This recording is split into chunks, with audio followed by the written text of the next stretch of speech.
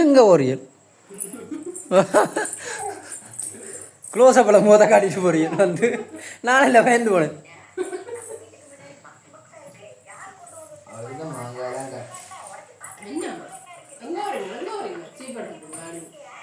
இது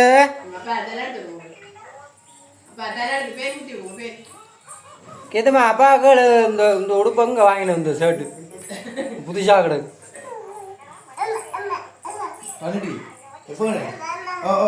எப்போ இது நான் வச்சது எப்போ கண்டறி நீ அதை விட எப்போ கண்டறி நான் வச்சது எப்போ கண்டறி அத்தே ஒரு தெரியாடி பாப்பா